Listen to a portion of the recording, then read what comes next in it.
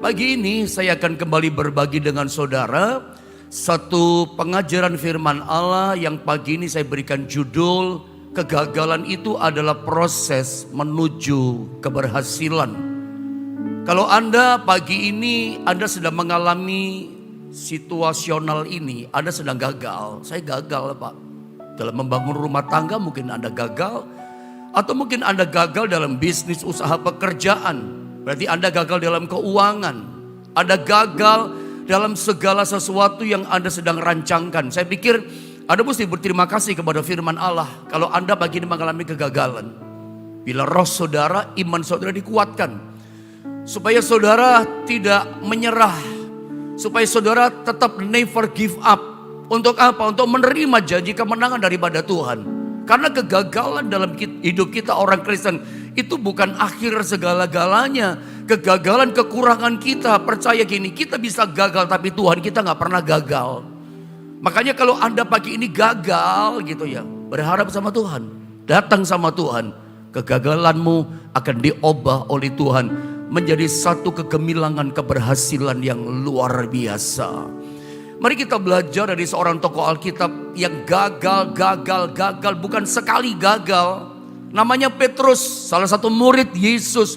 Dia seorang rasul dari Yesus Kristus. Dia berkali-kali gagal dalam hidupnya. Tapi kemudian dia berada di puncak kehebatan keberhasilan di dalam pelayanannya. Itulah cara Tuhan. Tuhan yang hebat, sanggup memperbaharui, ya, menolong setiap kegagalan hidup kita. Kita baca ayat ini, kisahnya ada pada Matius pasal 26 di ayat yang ke-69 sampai ayat 75. Ada beberapa ayat kita baca. Saya ajak Anda baca ayat ini secara berganti-gantian saudara ya. Saya baca ayat 69, saudara 70 gitu bergantian, nanti 75-nya sama-sama ya. Matius 26 ayat 69 begini kata firman Allah. Sementara itu Petrus duduk di luar di halaman, maka datanglah seorang hamba perempuan kepadanya, katanya, engkau juga selalu bersama-sama dengan Yesus orang Galilea itu. Terus 70. Tetapi ia menyangkalnya di depan semua orang, katanya, aku tidak tahu apa yang engkau maksud. Ayat 71 saudara ya. Ketika ia pergi ke pintu gerbang, seorang hamba lain melihat dia dan berkata kepada orang-orang yang ada di situ, orang ini bersama-sama dengan Yesus orang Nazaret itu. Terus lanjutkan 72. Dan ia menyangkalnya pula dengan bersumpah, aku tidak kenal orang itu. 73. Tidak lama kemudian orang-orang yang ada di situ datang kepada Petrus dan berkata, pasti engkau juga salah seorang dari mereka. Itu nyata dari bahasamu. 74 teruskan.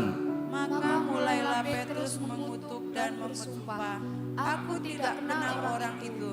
Dan pada saat itu berkokoklah ayam. Ayo sama-sama kita baca saudara 75 ya, 1, 2, dan 3. Maka teringatlah Petrus akan apa yang dikatakan Yesus kepadanya.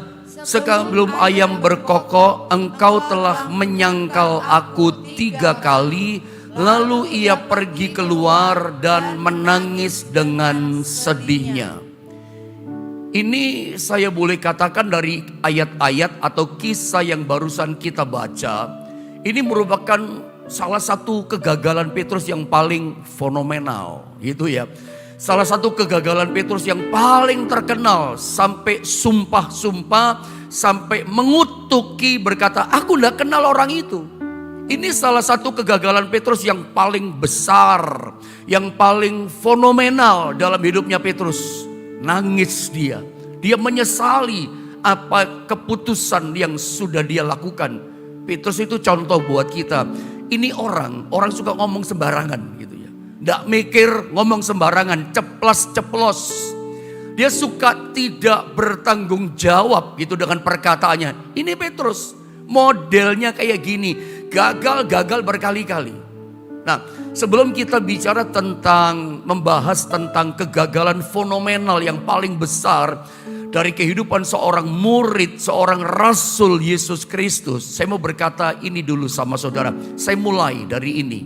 Saudara, di dunia ini sesungguhnya ada banyak orang hebat, banyak orang yang berhasil, banyak orang yang sukses luar biasa, dan ternyata begini, mereka mencapai keberhasilannya yang luar biasa itu melalui proses yang namanya kegagalan demi kegagalan. Barangkali kegagalannya bukan cuma sekali jatuhnya, mungkin jatuh gagal berkali-kali, tapi dia gak pernah menyerah. Sampai dia mengalami keberhasilan, sampai dia berada di tangga puncak keberhasilan. Tetapi ternyata kesuksesannya, keberhasilannya, kehebatan yang dia bisa buktikan itu lewat kegagalan, jatuh berkali-kali dalam kegagalan. Kalau dia seorang pengusaha, seorang bisnismen, berarti bisnisnya, usahanya berkali-kali gagal. Jatuh lagi. Kalau dia seorang pelayan Tuhan, karena hamba-hamba Tuhan, pelayan Tuhan yang kita lihat sekarang mapan, sukses pelayanannya, luar biasa pelayanannya, hebat pelayanannya. Banyak orang diberkati lewat pelayanannya, banyak orang diberkati lewat doa-doanya. Tahukah Anda, seorang hamba Tuhan juga, seorang pelayan Tuhan yang sampai naik anak tangga keberhasilan seperti itu, diurapi Tuhan, dipakai Tuhan dengan luar biasa. Itu pun pasti banyak melewati namanya proses kegagalan demi kegagalan. Melalui itu, walaupun ada juga sih orang begitu memulai langsung sukses. Tapi mungkin persentasenya hanya 5% yang model seperti itu. Ada orang buka toko langsung rame, ada sih. Orang coba bisnis diajari sama papanya, orang tuanya coba kerja langsung berhasil. Ada, langsung berhasil. Tapi rata-rata 95% atau sebutlah 90%, survei menyatakan orang yang hebat yang ada sekarang, orang yang sukses dalam dunia usaha bisnis, dunia dagang, atau dalam usaha profesi masing-masing, yang sukses berhasil di bidangnya, itu 90% atau bahkan berkata 95%. Itu melewati proses kegagalan demi kegagalan. Bukan 1-2 kali, bisa 10 kali bahkan 20 kali gagal. Tapi begitu dia sekali, 2 kali, 3 kali berhasil, langsung dia ke puncak bertahan, sukses berhasil. Berhasilnya 1, 2, 3 kali atau 1 kali berhasil, langsung top dia. Langsung bertahan dia sukses. Tapi gagalnya di belakang hidupnya, wow, berkali-kali. Makanya ini yang saya mau katakan sama saudara. Dan perhatikan baik-baik statement ini. Kegagalan itu bukanlah tanda seorang itu tidak hebat. Kayaknya penting ini. Bagi orang yang gagal, hari ini saya gagal Pak. Perhatikan catatan saya ini buat saudara. Kalau Anda adalah orang gagal, perhatikan baik-baik kalimat ini. Ya, itu yang terjadi pada Petrus, Rasul Kristus yang kemudian jadi hebat. Dia pernah gagal. Makanya saya berani melepaskan statement ini. Bahwa kegagalan itu bukanlah tanda seseorang itu tidak hebat. Kegagalan itu juga bukan tanda seseorang itu gagal terus. Jadi kalau ada sekarang gagal, itu bukan satu sinyal atau alert buat kita, satu tanda buat kita. Oh kalau gitu saya nggak bisa berhasil. Kalau begitu saya tidak bisa sukses. Saya akan jadi orang yang gagal terus. Siapa yang bilang? Justru saya berani katakan kepada saudara, kegagalan demi kegagalan yang pernah kita alami, itu justru menjadi satu tanda yang hebat bahwa kita, bahwa Anda, bahwa saudara itu adalah orang yang tidak pernah menyerah. Itu dia. Iya kan?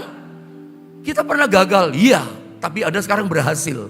Keberhasilanmu, kesuksesanmu hari ini menunjukkan Anda ini orang yang pantang menyerah. Bahwa ternyata orang sekarang lihat, oh dulu gagalnya berkali-kali, sekarang sukses dagangnya, sekarang profesi pekerjaannya berhasil, mantap dia, banyak job, banyak proyek yang dia tangani besar-besar dan semua berhasil. Orang lihat dulu saudara dari bawah, gagal melulu saudara. Orang sekarang menilai saudara apa? Oh orang ini ternyata pantang menyerah ya. Justru kegagalan saudara itu menjadi satu bukti, menjadi satu tanda Anda ini adalah seorang yang never give up. Anda ini seorang yang tidak pernah menyerah. Dengan namanya apa? Kegagalan. Nggak bisa dihentikan sama problem. Nggak bisa dihentikan sama masalah. Masalah boleh datang, Anda nggak menyerah. Nah, selama Anda tidak pernah menyerah, Anda belum gagal. Anda ngerti maksud saya kan? Seseorang tidak bisa disebut gagal, dia belum menyerah kok. Makanya saya dorong saudara, jangan menyerah dulu sama kegagalanmu. Seolah-olah kegagalan sebagai satu tanda bahwa Anda akan gagal terus. Tidak begitu. Tidak begitu kata firman. Petrus tuh gagal berkali-kali. Tapi kemudian dia top rankingnya dalam pelayanan. Dipakai Tuhan luar biasa. Nanti saya sampaikan itu sama saudara. Tapi saya kasih contoh pandangan dunia di mana kita hidup. Saya kasih contoh realita pada generasi kita. Ada seorang yang bernama Jan Koum. Seorang yang hari ini berusia 47 tahun. Ya, masih sangat muda. Jan Koum sekarang 47 tahun, masih muda. Dan dia sekarang termasuk dalam jajaran salah satu orang terkaya di dunia. Walaupun belum ranking 1 sampai 10, tapi masuk deretan orang terkaya. Karena dia menemukan satu program di komputer yang namanya WhatsApp. Anda tahu, itu kan dibeli sama Facebook kan. Siapa itu namanya? Zuckerberg saudara ya. Dibeli 200 triliun. 19 miliar dolar Amerika dibeli.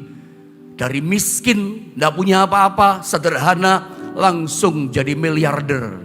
Langsung kekayaannya ketika hari itu berapa puluh tahun yang lalu menjadi 200 triliun. Apalagi sekarang. Seorang muda 47 tahun menemukan ini. Saya pernah baca biografinya Jan Koum ini. Ternyata orang ini adalah seorang imigran. Dia tinggalnya tadinya di Ukraina yang sekarang sedang bermasalah perang sama Rusia. Anda tentu tahu itu ya. Dia tinggalnya memang di Ukraina, salah satu tempat saya lupa namanya apa, saya pernah baca dulu lama. Tapi saya masih ingat kira-kira ceritanya seperti itu. Tapi Jan Koum ini adalah seorang, darahnya dia sebetulnya darah Yahudi. Dia datang dari keluarga besar orang Yahudi. Menurut saya apa yang dikatakan firman Allah itu ya dan amin ya. Yang dikatakan firman Tuhan itu benar. Olehmu, oleh keturunan Abraham, bangsa Israel, bangsa Yahudi. Segala suku bangsa akan diberkati oleh keturunan Israel. Olehmu segala suku bangsa di dunia akan diberkati. Oleh penemuan-penemuan ini diberkati. Coba tunjukkan sama saya kalau Anda bisa. Penemuan apa sih yang mempengaruhi dunia, yang memajukan dunia, apa istilahnya, yang mengubah dunia itu menjadi lebih mudah, lebih nyaman, lebih enjoy. Segala penemuan yang mengubah dunia, yang memberkati dunia, yang memberkati bangsa-bangsa di dunia. Saya mau tanya, itu lahirnya, datangnya, terbitnya dari mana? Dari Israel kalau Anda tahu. Dari mana yang bukan dari Israel? Coba tunjukkan sama saya. Mau listrik dari siapa? Thomas Alva Edison. Siapa dia? Orang Yahudi kan? Bahkan siapa itu orang terpandai jenis di dunia itu? Kadang-kadang saya lupa saya namanya. Itu pun orang Yahudi kan saudara ya. Siapa namanya itu ya? Einstein. Itu itu dari orang Yahudi juga saudara ya. Internet. Kita bisa bermain internet, Google. Siapa penemunya? Orang Yahudi juga. Pertanian, sekarang lagi muncul teknologi pertanian yang ditemukan oleh orang Yahudi yang baru, lagi booming juga. Itu banyak termasuk kebun raya Bogor, istana kita di Indonesia juga. Itu juga pakai teknik-teknik pertaniannya Israel. Itu memberkati bangsa-bangsa, dibagikan. Israel menemukan, bangsa Yahudi menemukan, tidak disimpan. Semuanya dipakai dunia. Itu merubah dunia loh. Itu memberkati dunia. Sepeda motor, apalagi pesawat terbang, internet apa. Semuanya datangnya dari sono gitu. Coba apa sih yang merubah dunia, memberkati dunia, gak datang dari Yahudi, dari orang Israel. Digenapi firman Allah, olehmu segala suku bangsa akan diberkati. Ternyata Alkitab itu ya dan amin. Tidak pernah meleset, komanya titik gak pernah meleset. Dahsyat loh firman Tuhan. Dan itu orang-orang Yahudi dikasih hikmat. Darah-darah keturunan Yahudi itu muncul hikmat. Ya, kita bisa pakai internet, kita bisa pakai YouTube, kita bisa pakai segala macam, itu dari sana nongolnya. Lampu listrik terang itu semua dari situ. Nah, saya cerita ini, nanti kepanjangan ngomong. Yankom ini seorang imigran, sama ibunya dia datang ke Amerika, hijrah ke Amerika sebagai imigran. Namanya imigran, ya miskin, gak punya apa-apa sama mamanya sama ibunya. Makan pun ngantri, jatah dari pemerintah untuk para imigran, pagi, siang, malam ngantri. Akhirnya Yankom mesti kerja di salah satu supermarket di dekat situ untuk mendapatkan uang cash setiap hari, setiap minggu dapat uang cash untuk menghidupi dirinya dan ibunya, memenuhi kebutuhan mereka. Ya, satu kali umur 16 tahun kalau nggak salah dia ke Amerika, masih sangat muda. Tidak lama kemudian dia belum punya uang banyak, masih miskin Yankom ini, seorang miskin. Ya, ibunya sakit. Ibu Yankom ini seorang pecinta mama. Dan saya memang melihat ya, orang-orang yang cinta sama orang tua, orang-orang yang mengasihi mamanya, papanya, itu akhir hidupnya, ujung hidupnya itu ujung mujizat ternyata ya. Ngalami saja kemurahan Tuhan. Yankom itu ngalami seperti itu. Ya, satu kali ketika mamanya sakit, dia gak punya duit. Kan dia cuma kerja di supermarket, kena kanker mamanya, mati. Dia gak bisa tolong. Ya, akhirnya dia coba kuliah dengan kerja keras, tapi nggak mampu dia biayai kuliah di salah satu universitas di Amerika, saya lupa namanya apa itu. Muntung drop out di tengah jalan, nggak punya uang. Akhirnya dia bekal dari kuliah ternyata hobi komputer. Akhirnya dia belajar secara otodidak tentang program-program komputer di rumahnya bersama temannya. Otak-atik. Satu kali dia melamar pekerjaan kalau nggak salah di Yahoo. 10 tahun dia kerja di Yahoo, diterima di situ. Lama-lama dia bosan, kurang tantangan.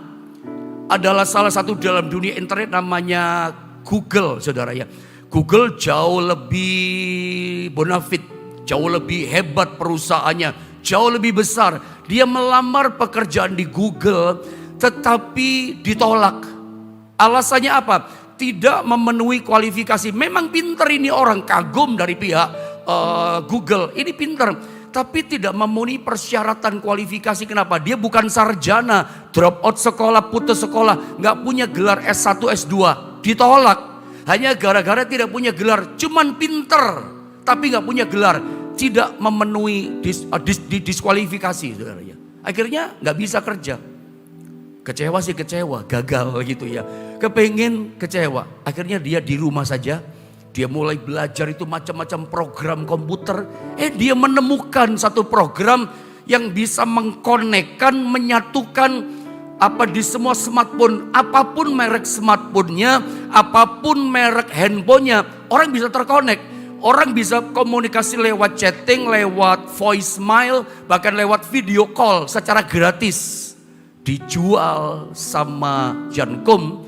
Nama penemuan program itu adalah WhatsApp. Dijual ke Google. Saya pikir orang yang paling menyesal hari ini, perusahaan paling menyesal salah satunya Google ya. Kenapa mesti menolak yang namanya Yankom ketika melamar di situ? Mungkin paling menyesal. Akhirnya programnya Yankom dia yang beli dengan harga yang sangat fantastis, yang sekarang dibeli sama Facebook, ya kan? Fantastis harganya 200 triliun dibeli. Dari orang gak punya apa-apa, gagal dan miskin, tiba-tiba jadi deretan dari orang terkaya di dunia. 200 triliun berapa puluh tahun yang lalu, bagaimana dengan sekarang? Lebih pasti saudara ya. Nah ketika dia kaya sukses, jadi orang kaya baru ya, OKB, orang kaya baru, dia merenung, dia jalan dari rumahnya keluar ke satu tempat, ke tempat yang dia ingat bersama mamanya. Dulu tidurnya di atas lantai, nggak punya kasur, di tempat terbuka, lihat langit. Dia duduk nyandar di tembok bekas bangunan di mana dia tidur di situ. Tetap bangunan lusuh, tetap kumuh di situ. Dia nyandar sambil nangis, ngapain? Dia ingat mamahnya. Kalau Anda pernah baca ceritanya, dia berkata begini. Dia ngomong berkata ini, Mama, coba kalau pada waktu Mama sakit kanker, aku punya uang sebanyak ini, Mama bisa umur panjang. Mama gak mati dengan umur pendek seperti itu. Maafkan aku mama. Yang paling Yankom pedihkan sebagai pecinta mamanya. Orang yang cinta mama. Yang paling bikin dia sedih adalah dia gak bisa mengobati mamanya. Karena waktu itu miskin keadaannya. Makanya ketika dia jadi kaya, dia suka tinggal di tempat itu. Suka merenung di tempat duduk. Merenungi mamanya yang dicintai mati. Saudara lihat, dari cerita ini cuman saya sampaikan pesan gini. Gagal itu bukan berarti akhir segalanya loh. Gagal itu bukan berarti hancur. Gagal itu bukan satu tanda bahwa kita akan terus gagal. Gak seperti itu. Firman gak bilang begitu kok. Hidup Kristen itu hidup yang penuh dengan pengharapan. Hidup Kristen itu hidup yang ada pertolongan dari Tuhan. Justru kegagalan kita membuat kita bergantung sama Tuhan. Mari sekarang saya tunjukkan. Apa sih kata Alkitab tentang namanya kegagalan? Sebab dalam kisah-kisah Alkitab banyak tokoh Alkitab mengalami kegagalan. Salah satunya adalah Petrus. Bahwa ternyata Alkitab mengisahkan yang barusan kita baca ayatnya. Petrus ini ternyata pernah mengalami kegagalan yang fenomenal. Kegagalan Petrus tertulis dalam Matius 26 ayat 69 sampai 75. Tapi karena waktu semakin singkat saya pendekkan ayatnya. Kita baca ayat 74-75 saja. Saya baca ya, tolong perhatikan ayat ini baik-baik. Maka mulailah Petrus mengutukin dia. Ini orang kayak begini nih Petrus. Dan bersumpah, senangannya sumpah dia. Aku tidak kenal orang itu, aku tidak kenal siapa itu Yesus. Dan pada saat itu berkokoklah ayam. Saya mau boleh ingatkan sama saudara. Dan itu selalu saya ingatkan kepada jemaat di Jombang. Anda kalau punya teman atau Anda kalau punya rekan bisnis, kalau setiap kali dia ngomong pasti berkata sumpah loh, swear, sumpah. Hati-hati saudara ya. Jangan-jangan orang yang suka ngomong sumpah-sumpah sama saudara. Swear pak, swear, sumpah saya ngomong bener, swear. Hati-hati. Jangan-jangan orang itu temanmu itu pembohong. Jangan-jangan rekan bisnismu yang mau join sama Anda itu tidak jujur orangnya. Menutupi ketidakjujurannya, menutupi pembohongnya dia pakai kata swear loh, sumpah untuk meyakinkan Anda. Orang kalau jujur saya pikir gak pakai sumpah-sumpah. Ingat ya, orang Kristen gak boleh sumpah. Katakanlah ya di atas ya, tidak di atas tidak, lebih daripada itu dosa. Sumpah itu dosa, gak boleh sumpah. Mungkin Anda selama ini belum pernah mendengar, tapi saya perdengarkan sama saudara pagi ini, sumpah tidak boleh Bapak Ibu Saudara. Anda orang Kristen cukup katakan dengan jujur, ya di atas ya, tidak di atas tidak. Nggak pakai sumpah mah nggak boleh. Makanya saya katakan, saya kasih nasihat sebagai seorang hamba Tuhan. Kalau Anda sering dengar orang sumpah pak, bener pak, percaya sumpah pak, hati-hati, itu pembohong. Kalau Anda gak percaya sama saya, Anda jalan terus, nanti Anda ditipu nanti ujungnya. Oh iya ya, bener ya, gara-gara sumpah itu Anda makan. Termakan saudara, tertipulah saudara, kena sumpah serapahnya dia. Petrus sumpah-sumpah, padahal dia kenal kan. Bohong kan dia, gak jujur kan. Hati-hati dengan orang suka sumpah. Aku gak kenal orang itu, padahal kenal banget. 3,5 tahun bersama Yesus kok bisa sumpah mengutuki gak kenal. Hati-hati sama orang sumpah. Saya lanjutkan. Maka teringatlah Petrus. Ya saat ayam berkokok saudara. Baru kokok sekali. Maka teringatlah Petrus akan apa yang dikatakan Yesus kepadanya. Sebelum ayam berkokok. Apa kata Yesus? Engkau telah menyangkal aku 3 kali. Lalu ia pergi keluar dan menangis dengan sedihnya. Dia menyesal. Apa yang dia sudah perbuat. Sebab ini adalah satu kegagalan Petrus yang paling besar, yang paling fenomenal. Apakah cuma ini kegagalan Petrus? Tidak. Berkali-kali sebelumnya Petrus gagal. Anda masih ingat? Dalam satu peristiwa Yesus berkata, semua orang meninggalkan aku. Petrus berkata, oh enggak Tuhan. Semua orang boleh meninggalkan engkau, tercerai-berai, ketakutan. Aku tidak. Aku tidak akan pernah meninggalkan engkau. Aku rela di penjara bersama dengan engkau. Bohong ternyata kan. Baru kena seorang hamba perempuan dia udah ketakutan. Apalagi di penjara. Aku rela mati buat engkau. Buktinya apa? Menyangkal kok. Dia itu suka sembarangan statementnya ngomongnya. Bahkan Yesus pernah berkata gini. Enyah engkau iblis. Kamu merupakan batu sandungan bagiku. Itu kan kegagalan. kamu hanya memikirkan apa yang dipikirkan oleh manusia, kamu tidak memikirkan apa yang dipikirkan oleh Allah. Gagal loh dia. Ditegur sama Petrus. Petrus, kalau caramu seperti itu kamu akan tersandung. Kamu harus siap menyangkal diri. Pikul salib. Dia gak pikul salib, gak menyangkal diri. Tersandung dia.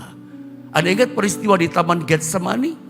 Sebelum Yesus ditangkap, imam-imam kepala datang, prajurit Romawi datang, prajurit Bait Allah juga ada datang mau tangkap Yesus. Kamu cari siapa? Kami cari Yesus orang dari Nazaret. Oh, Petrus gak terima. Dia bawa pedang rupanya. Gak tahu ceritanya bagaimana ya ini murid. Diajak doa sama Yesus, yang dibawa bukan persiapan hati untuk berdoa bergumul. Yang dia bawa pedang, saudara. Apa yang terjadi? Salah seorang hamba imam besar yang bernama Malkus, itu dia potong telinganya, ditebas, jatuh telinganya terputus.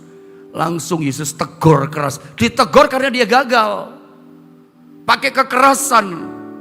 Tidak boleh. Kekristenan menyelesaikan masalah dengan kekerasan. Hari ini kalau Anda punya masalah, hari ini Anda gagal karena sesuatu insiden perbuatan orang lain, engkau tidak boleh balas kejahatan dengan kejahatan. Keras, balas keras. Apa kata Tuhan tegurannya kepada Petrus? Petrus, sarungkan pedangmu.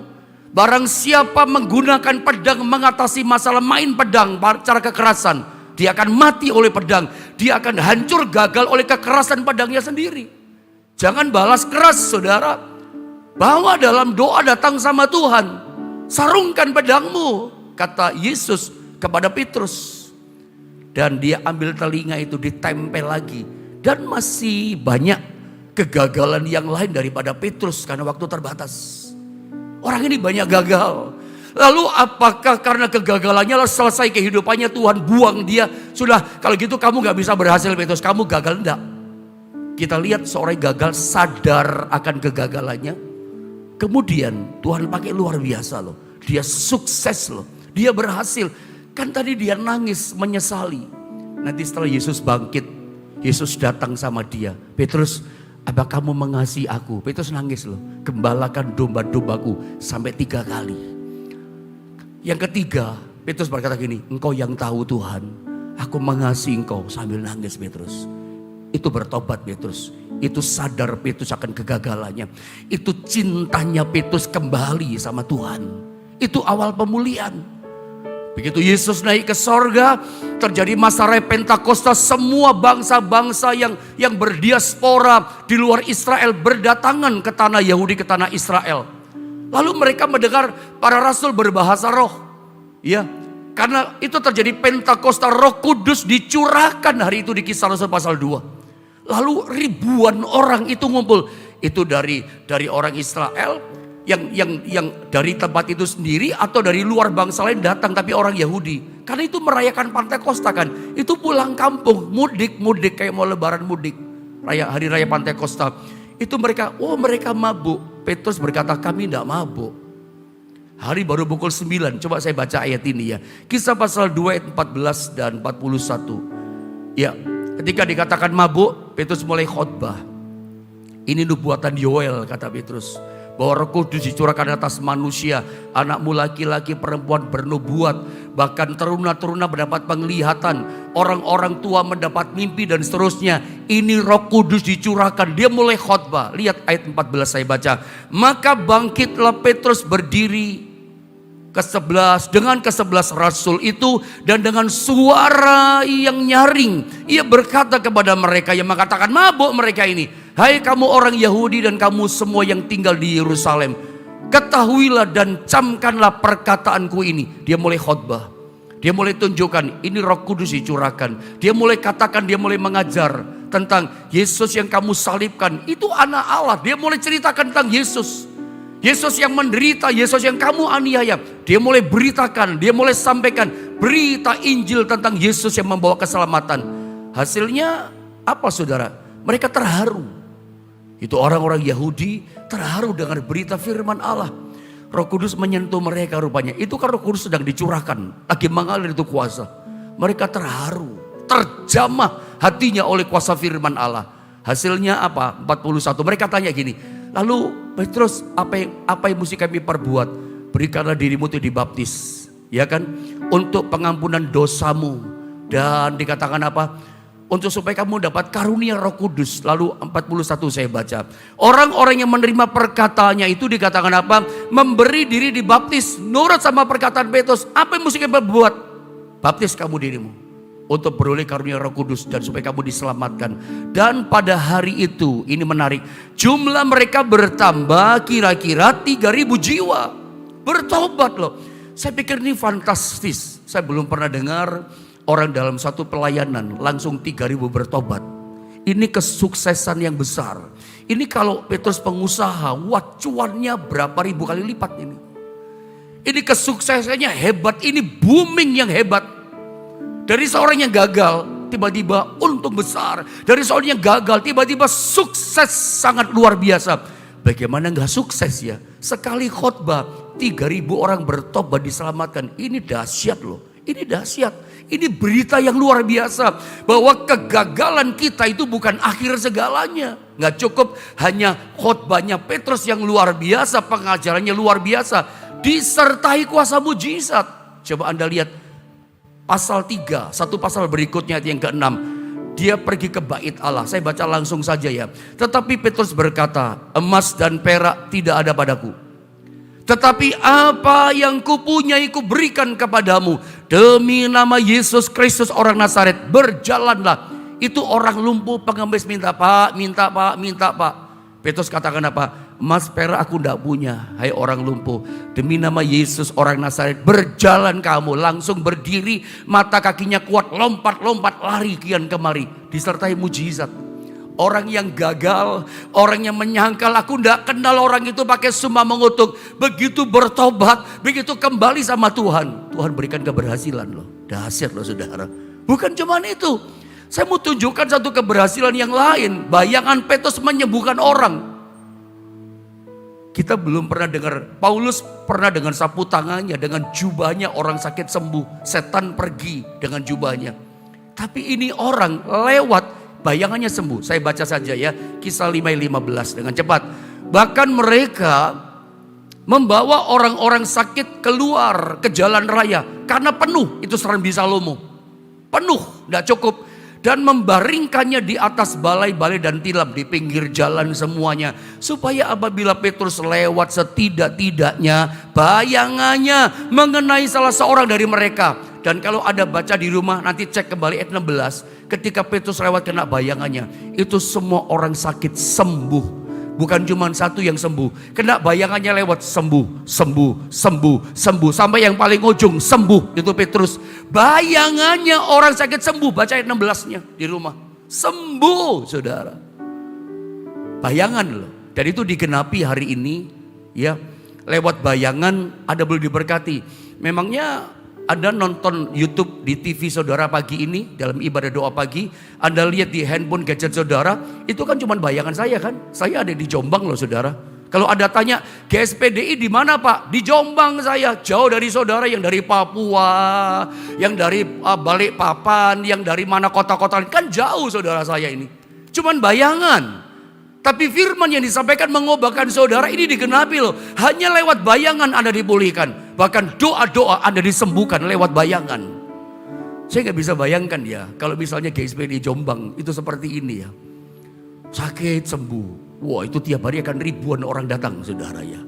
Tapi itu menjadi doa saya, kerinduan saya dalam doa puasa 40 hari. Supaya Tuhan nyatakan kuasanya. Bahkan lewat bayangan yang Anda lihat dalam YouTube channel Anugerah GSPD Philadelphia Jombang. Setiap hari Anda ikut ibadah kami. Ya, meskipun hanya lewat bayangan di televisi. Anda disembuhkan, Anda dipulihkan, Anda dikuatkan. Rumah tanggamu, karaktermu, mentalitasmu diubahkan sama Tuhan. Saya senang mendengar kesaksian Anda. Rumah tanggaku sekarang berubah Pak, suamiku Pak. Bahkan yang sudah berpuasa, saya sedang ikut berpuasa. Itu luar biasa ya. Bahkan ada banyak hidup saudara diubahkan. Sampai ekonomi saudara yang berhutang banyak Anda bisa mulai melunasi. Itu pekerjaan kuasa firman. Meskipun lewat bayangan. Tuhan bekerja atas kehidupan kita. Pertanyaannya terakhir. Karena waktu saudara ya. Karena mesti harus lewat gagal dulu. Walaupun dari awal saya katakan ada orang melangkah langsung berhasil. Paling 5% persentasenya, paling 10%. Tapi 90%, 95% rata-rata lewat kegagalan. Masih ada 4 poin saya bagikan, tapi saya pikir cukup sekarang. Kenapa sih lewat kegagalan? Kegagalan mengajari kita untuk bergantung kepada Tuhan. Lewat saja ya poin-poinnya. Jadi kalau Anda gagal, itu Tuhan punya rencana supaya bergantung sama Tuhan, bla bla bla seterusnya. Yang kedua, supaya apa? Kegagalan mengajar kita untuk rendah hati. Kadang khotbah saja, pengajaran pendeta nggak cukup membuat kita rendah hati, termasuk pendeta saya yang menyampaikan. Belajar firman nggak cukup membuat saya rendah hati. Tapi begitu mengalami kegagalan, mengalami kasus masalah, wow, membuat kita nungging jongkok sama Tuhan, rendah hati, merendahkan diri, membuat kita belajar. Memang Alkitab katakan, terkutuk orang mengandalkan manusia, tapi diberkatilah orang mengandalkan Tuhan. Semakin kita andalkan Tuhan, dan seterusnya masih ada poin ketiga dan keempat. Tapi lewat pengajaran ini saya percaya, setiap kita boleh diberkati. Kalau Anda gagal hari ini, Anda mesti berkata gini, terima kasih Tuhan. Pagi ini aku boleh kembali mendengar firman Tuhan. Ternyata kegagalan bukan akhir segalanya. Anda bisa mulai chatting, mengucap syukur kepada Tuhan. Terima kasih buat kebaikanmu pagi ini. Terima kasih Tuhan buat firman-Mu. Anda bisa mulai chatting sekarang juga. Tunjukkan imanmu, ucapan syukurmu buat kebaikan Tuhan. Terutama ada yang gagal, katakan lewat chatting kepada Tuhanmu. Itu bentuk imanmu. Terima kasih buat firman-Mu pagi ini Tuhan. Bukan kepada saya, kepada Tuhan yang berfirman kepada saudara. Tuhan berkati ya setiap saudara pagi ini. Tetap kuat, jangan takut dengan kegagalan. Tuhan akan memberikan saudara kemenangan dan keberhasilan yang luar biasa. Mari kita sama-sama menyembah Tuhan.